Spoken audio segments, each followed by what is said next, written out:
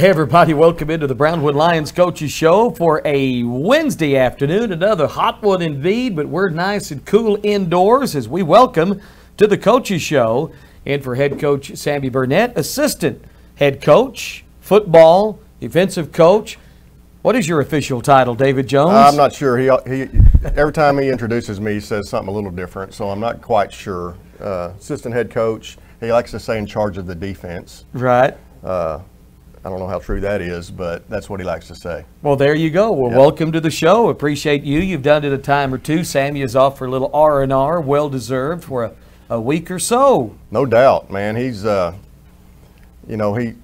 his job is just takes him in all directions, just 365 days a year, and him to get a little R&R, which he hasn't done since he's been back here in Brownwood, is well-deserved, like you said, and he's going to take a little time off, and we're happy that he can do that. Boy, amen to that. Being an AD is, like you said, it's a year-round job. No doubt. Hiring and coaches and getting people lined up. I've been in that chair, and it's he's gone a couple nights a week, and then we all through the year, and then you go to football camp, and then you go to 7-on-7, and it just never stops. And that's what he signed up for, and he understands that completely. But it's still mentally and physically exhausting, and so for him to be able to get a little time off is going to be really good for him. And like I said, we're just happy that he can do that. All right, we got some things to talk about. 7-on-7. We got some more camps coming up next week as well. So how many years now for you? You'll be entering how many years? 5? Here? Yes. I thought you were talking about total. Oh, yeah. Well, here, this will be 5, and we did a deal at the end of school that all the campuses come together at the high school, and it's kind of an awards assembly for teachers, and they give service awards and things like that. And I got my 15th here in Brownwood because I was here for 10. Yeah. Back from 95 to 2005, and then this being. I guess you'd count it year 6 starting, I guess, because I came with Sammy, he got hired, I guess, in January, and I came right on board with him. So I guess they gave me a year there, but got a 15-year service award, and that was a cool deal. But I'll be starting 31 years wow. in this profession, and I'm telling you, it flies by, and it doesn't seem like that, but it does. Time passes, and I'm still excited to be here and be doing this, and blessed to be able to do it here in Brownwood. And so we're gonna go for a while. Now you were here for the Freeman years too. Yes, sir. Worked with Coach Freeman.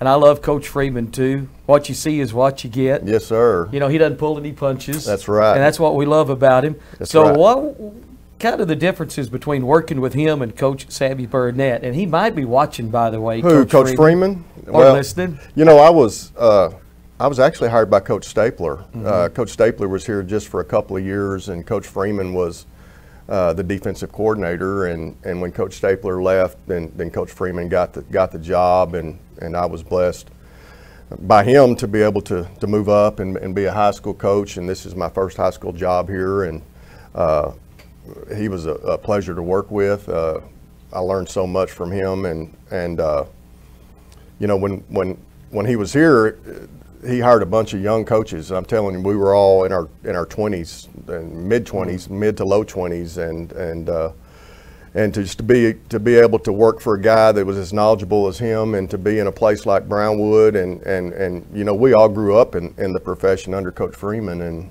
and if you look at the staff that was here at that time, the guys have gone on and just done tremendous things in the coaching profession.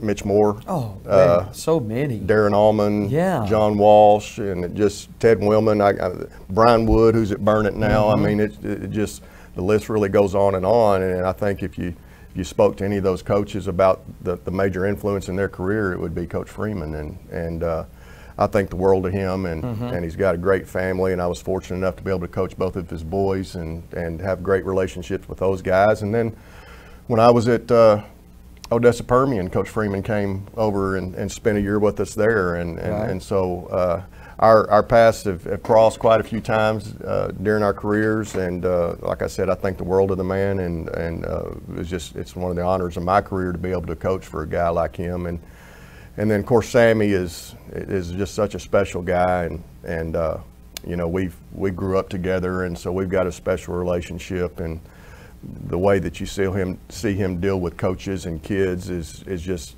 uncommon in the way that he relates to both coaches and kids. It's a little bit different dynamic now, just because I've been in the profession so long, and so Sammy and I are just, you know, we're on the same wavelength. We understand what the program needs. I think I believe in his vision for this program, and so this has been one of the funnest times in my career to be able to be with him and just to try to influence kids and to get this program on the right track.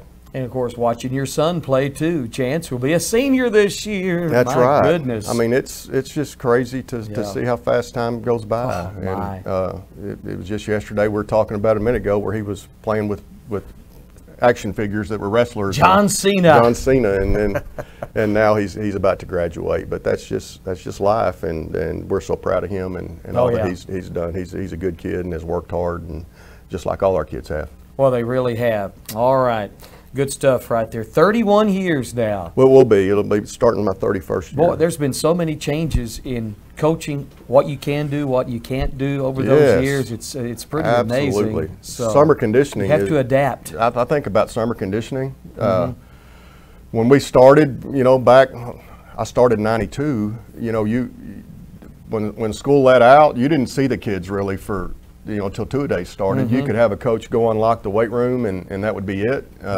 You might see a kid passing through or whatever, but we weren't allowed to work with them back then during the summer times. And you know, and it seems over time the UIL has just allowed more and more and more. It got to where you could lift them a little bit, and then you could run them a little bit, and now we've got to the point to where you actually get to do sports-specific stuff during the summertime, and so. Yeah, times have changed a lot. I think about the game of football, how much it's changed over the years, to where I was talking to our kids just this week, our linebackers, about, you know, when I started in this profession, if a team threw the ball 8 to 10 times a game, then they were airing it out back then, you know, and we've changed some things in our defense, and that's what I was talking about. To be able to accommodate these teams that get no backs and throw the ball 40 times a game, and so, you know, the game's changed, and you've got to evolve with that, and if you don't evolve with that, then you lose track, and so I think we're doing a good job of that, adjusting to the times, and they're always going to change, and sooner or later it's going to go back to where people are running the ball every play, you know, and history repeats itself, but. It's a good time to be a coach, and we're excited about the direction our program's going. Boy, amen to that. Before we go to 7-on-7, we are ending the basketball camp today. Very good camp. Derek had some great pictures from the kiddos out there this week. We have a couple of camps next week. You want to talk about those, Yes, Coach? sir. I think basketball camp actually ends today, and then we'll start up with our baseball camp on Monday. It'll run Monday through Wednesday, and then our soccer camp. It's the soccer camp for our for young ladies, Lady Line Soccer Camp. It's going to be June 14th through the 16th, which is next Tuesday through Thursday. So lots of camps. You know, I think when you were out at our football camp the other day, I may have mentioned this a little bit, but you know, these camps are critical in my opinion. I've been doing these camps a long time and done a lot of them here, and I can remember, you know, back a long time ago, little kids that would come into our camp and they were 8 years old, and then the next thing you know it, they're playing in a semifinal football game, and they've matured in the program, and you know, I think that's what successful programs do is kids grow up in it. They get to know coaches at a young age. The coaches get to know them at a young age. They start learning terminology and our drills and things like that, and so really, when they start at a young age, you kind of develop a pipeline through the program, and by the time you get them when they're in high school, they kind of understand you, and you understand them, and what makes them tick, and they understand our schemes and drills. And so I think, you know, if you're not involved in some summer camp stuff, then you're kind of missing the boat, because it's part of what successful programs do.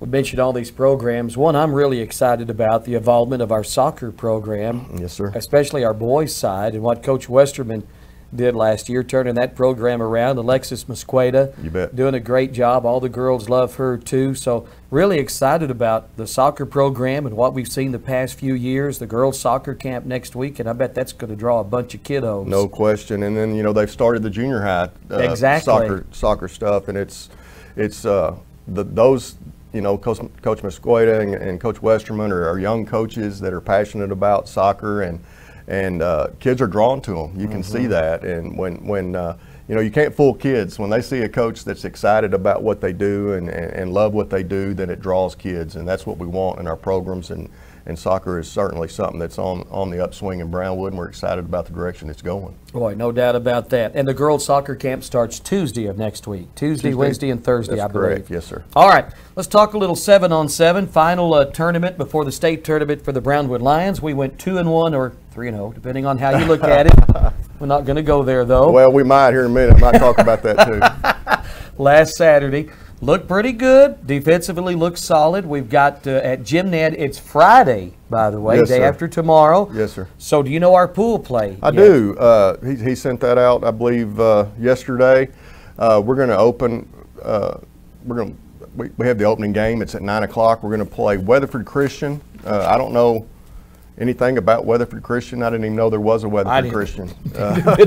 But you know, when you play a private school like that, well, I've had some experience with those, and sometimes they're real good, and sometimes they're not, and you really don't know what you're getting until you get into it. Yeah. So we'll start with those guys at 9 o'clock. You know, they play a game every 45 minutes. Right. They've changed how 7-on-7 works and the time of the halves, and there's no halftime and all that, and they're trying to schedule a game every 45 minutes. So now the process is you play a game, you sit out a game, then you play a game, you sit out a game. So we'll play Weatherford Christian, and then we're going to play Levelland, which I don't know much about Levelland either. You know, up in the Lubbock area, usually they're usually a team that throws the ball quite a bit, so I would expect that they'll be pretty good. And then we close out with Jim Ned. Okay. Of course, Jim Ned is the controversial game Yes. that we were talking about in our tournament the other day, but Jim Ned's got a good program, and I'm friends with the guy that runs 7-on-7 for them, Brandon Mascoro, and they do a good job over there. And so anytime we play Jim Ned, it's always a good experience for us and for them, and it's always good competition. All right, so that'll be our 3 pool games. Of course, we've already qualified for state. That'll be the last weekend in June, I do believe, the 24th and 25th. Correct. Is that right? Yes, sir. Always Yes, sir. check with Derek Stuckman. Yeah, me too. I look at him and see if he's nodding or not. Yeah, or laughing at us or whatever the case may be. That's going to be an exciting deal. You know, our I don't know how many years it is. 22. 22. That's a long time. You know, I remember when I was here the first time, we went over there to A&M, and we got in the losers bracket. You know, we lost a game or something early and got in the losers bracket, and went through the losers bracket and won. And I think we played 6 or 7 games in that second day, and it was about 105 degrees, and with that humidity over there, it was rough. I think he was there. Probably so. You played on some fields, and then when you got to the end, you moved over there by the stadium, and we ended up going over there. But if you've never been to that thing, it's quite an event, and it's a great experience for the kids. You know, all the teams that are down there are really, really good, and it's you get to see, you know, some Division I athletes and some teams that can really throw the ball and catch the ball and can really play the game, and it's a great experience for our kids to get down there and to be able to compete at a high level. So we're always excited to go down there and to give that thing a shot. All right, let's go back to Friday since we've already qualified for state. What would you like to see from your squad before the state tournament, final qualifying tournament? We enjoy playing the 7-on-7. I think it's great for our kids. I think it's great for them to get some good quality work in throughout the summer. But we always try to reiterate with those guys that our goal is when two-a-days rolls around that we're going to be you know, at our best. And so, you know, we'd like to see improvement every time we go out there, and it's kind of been an up and down deal. We've kind of taken 1 step forward and 2 steps back at times, but you know, our kids are out there and they're covering and they're running and they're throwing and they're catching and they're learning schemes. You know, our defensive stuff is new. Excuse me. You got a new quarterback that's learning the scheme and the process. And 7-on-7 is a different animal. It's not like it is in the fall, and there's a different, you got to kind of play the game a different way, and so you got to learn to get the ball out and make reads and to read the defense instead of your receivers, and so, Ike's learning, and our defensive guys are trying to figure out what we're trying to do, and I think they've done a good job with that. So we're just trying to get them to compete at a high level. We always tell them, hey, let's not compete at the level of our opponent, but let's compete at the highest level that we can every single time. And so, in our mind, you go over there and you go 3-0, and you come back to Brownwood and get ready for state, and certainly that's what we hope we do. Our kids understand this, and we always try to let them know that whenever we get on the field, and I don't care what it is, I don't care what sport it is, our objective is to win, right, and to look like a class organization. And if our kids do that, then it'll be a successful weekend. All right, Jim Ned, Tuscola, Jim Ned. That's right, and then one of the pools is actually in Clyde. We'll play in Jim Ned. Okay. I think pool A and B will be at Jim Ned, and I think C and D is at Clyde, if I'm not mistaken. All right, our first match, Weatherford Christian at 9 o'clock Friday. Maybe Stuckley can get some information on those guys before we Never heard of it play before. There's so many charter schools and private schools No now. doubt. I kind of get lost. Who is it that May's playing this year? Smoking for Jesus. Smoking for Jesus Ministry. I think they started last year. It's over in Kingsland, or when I went to the state golf tournament. It's on the same highway that Legends Golf Course is on. Really? Smoking for Jesus. I drove by it and thought, wow, that's a interesting name. It is, and May will be playing them in non-district this year. That's great. That's great. It is. All right. Well, Coach, man, this has been fun. Are you coming back Monday? Either me or Coach Denard. We'll have Okay. to make that determination. And we, with us in our summer conditioning, some days we do defense, some days we do offense, and so it's some days it's better for me, and sometimes it's better for Coach Denard. But one of us will be here, I promise you. Fantastic. Well, I enjoyed having you on the show today. Nice to be here. Is there anything else athletic-wise or otherwise? I can't think of anything. You want to give us a NASCAR report that I Sammy always got on I Wednesday? don't know NASCAR. I know golf. If you want to talk PGA Tour or Live Golf or whatever, we can do that. But U.S. Open next weekend. That's right. There's going to be, I don't think Dustin Johnson, some of those big names aren't playing. They're playing overseas now. Well, they're saying they're going to play the majors. Okay. They got the tournament in London, I think, this week, and then the U.S. Open's next week. Well, of course, that's not a PGA event next week either, so it's a Correct. USGA, so Correct. those guys will probably be playing. And I'm sure there's going to be lawsuits and other things with that, because I've been following that deal. It's a crazy deal. It The is. money that the Saudis are throwing around. Dustin Johnson, $125 million to come play. It hadn't even hit a ball yet. So Unbelievable. I don't know. I'd go play for $125. Come on. It's Phil Mickelson. I mean, these guys. I think it's a money grab, but Yeah. And who knows if this league will ever even, last for. I don't think they can throw money around like this Right. very long and stay solvent for long. But we'll see. Time will tell. But it's an interesting development. Maybe it's like the old World Football League in the 70s It when they could tried be. to steal all the NFL players and played them gazookas of money. Yeah. Lasted for about 2.5 Yeah, years. those things usually don't last very long. USFL was kind of the same way in the first round back in the 80s. Yes, So, sir. anyway. I'm trying to figure out a way to watch that tournament on. I don't know exactly where it's televised or if it's televised or whatever, but it'd be interesting to see how how they play the tournament and how it's Yeah. televised and all that stuff. They'll tee off early tomorrow morning. I don't know what time, our time. The interesting thing about that, I'm probably going overtime. You may have to No, it's okay. edit this or whatever. One of the interesting things is it's a shotgun start, which is Oh my good, really? which is they don't do that on the PGA Tour, and they're No. saying they're doing that because in the PGA Tour sometimes there's an advantage to playing in the morning versus in the afternoon or whatever, because the weather changes or the wind changes or whatever. So they're saying, a shotgun start, everybody starts on a different hole, but at the same time, so the weather's not a factor. Wow. Or if it's a factor, it affects everybody. I've never seen that on a professional No, I haven't tournament. either. Now, Barry is our guru of golf. I've got to ask him about that, see what he knows. Yeah, absolutely. All right.